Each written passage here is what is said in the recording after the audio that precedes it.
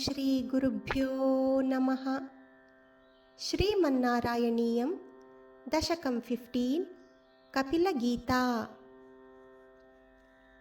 मतिरिह गुणसक्ता बन्धकृत् तेषु असक्ता तु अमृतकृत् उपरुन्धे भक्तियोगस्तु सक्तिम्। महदनुगमलभ्या भक्तिरेव अत्र साध्या कपिलतनुरिति त्वं देवहूत्यै न्यगादीः।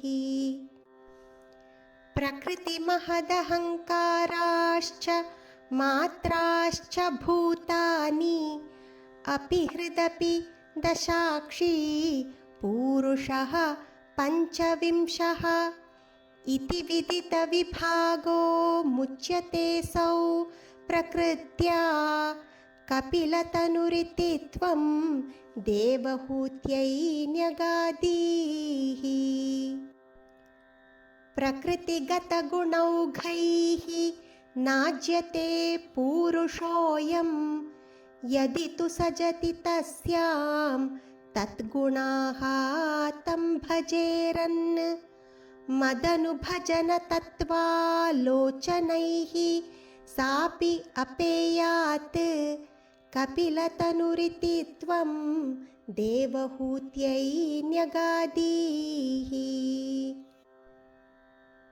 विमलमतिरुपात्तैः आसनाद्यैर्मदङ्गं गरुडसमधिरूढं दिव्यभूषायुधाङ्कं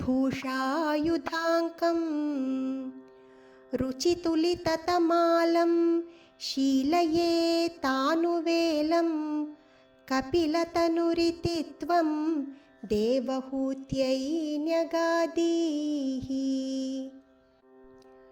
मम गुणगणलीला कर्णनैः कीर्तनाद्यैः मयि सुरसरिदोघप्रख्यचित्तानुवृत्तिः भवति परमभक्तिः सा हि मृत्योर्विजेत्री कपिलतनुरिति त्वं देवहूत्यै न्यगादीः। अहः बहुलहिंसा सञ्चितार्थैः कुटुम्बं प्रतिदिनम् अनुपुष्णन् स्त्रीजितो बाललाली विशतिः गृहसक्तो यातनां मय्यभक्तः कपिलतनुरिति त्वं देवहूत्यै न्यगादीः। युवतिजठरखिन्नः जातबोधोऽपि अकाण्डे प्रसवगलितबोधः पीडया उल्लङ्घ्य बाल्यं पुनरपि बत मुह्यत्येव तारुण्यकाले कपिलतनुरिति त्वं देवहूत्यै न्यगादीः। पितृसुरगणयाजी धार्मिको यो गृहस्थः स च निपतति काले दक्षिणाध्व उपगामी। मयि निहितम् अकामं कर्म तु उदक्पथार्थं कपिलतनुरिति त्वं देवहूत्यै न्यगादीः।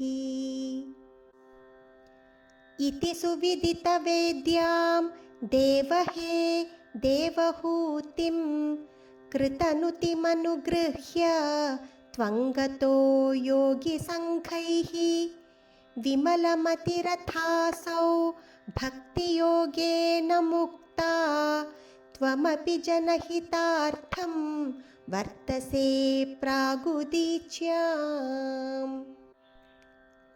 परम किमु बहुक्त्या त्वत्पदाम्भोजभक्तिं सकलभयविनेत्रीं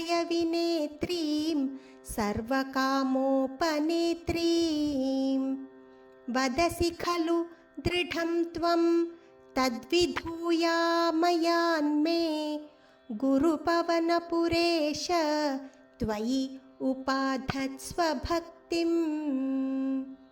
श्रीहरये नमः। गोपिका जीवनस्मरणं गोविन्द गोविन्द। ॐ तत्सत् सर्वं श्रीकृष्णार्पणमस्तु।